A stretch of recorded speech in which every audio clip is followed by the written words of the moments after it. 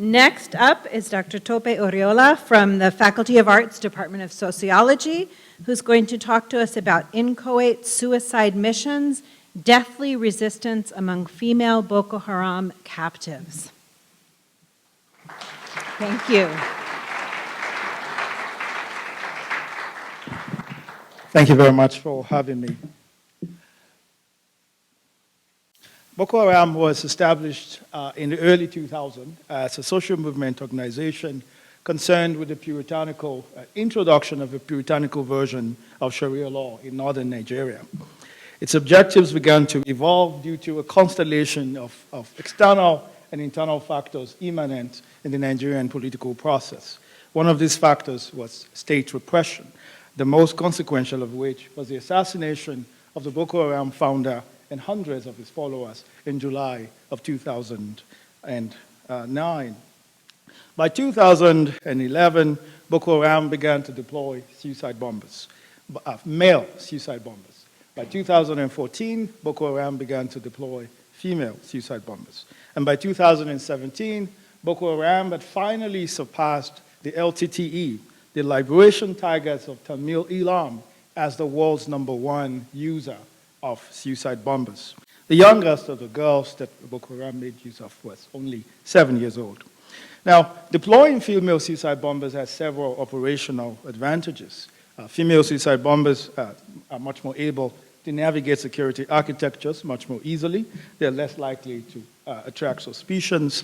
And of course, suicide bombings by females tend to attract greater media coverage. And of course, there are studies suggesting that the lethality or the kill ratio of female suicide bombers is far higher than those of their male counterparts. My collaborator and I, therefore, were concerned about the micromechanics behind the social organization of suicide bombings, given that suicide bombings are rarely activities of individuals acting in isolation.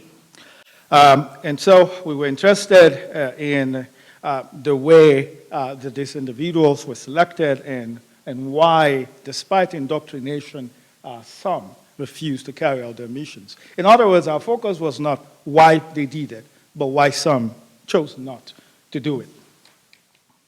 I'm running out of time already, but in terms of our findings, we find that Boko Haram privileges the use of orphaned female children. And it gets a mix of volunteers and those who are coerced. A number of these individuals are those who have been donated by male figures in their lives, usually their fathers or husbands, for factors ranging from becoming access to requirements at the home or inability to have children or some other factors that I don't have time to get into. These individuals are adorned with decorations that are traditionally made and are prepared literally for weddings, and with a dual notion of marriage, a this worldly sacrifice for and on behalf of the group in and of itself, and ostensibly an otherworldly connection to a preternatural power. They're better treated than all the captives and segregated from the others at the camp, and are further indoctrinated and deployed within 1 to 7 days. Our findings show a level of agency exercised by these women. Some women and girls, in fact, volunteer as suicide bombers as a way to escape the brutality of Boko Haram's camps rather than with any intention to carry out their suicide missions.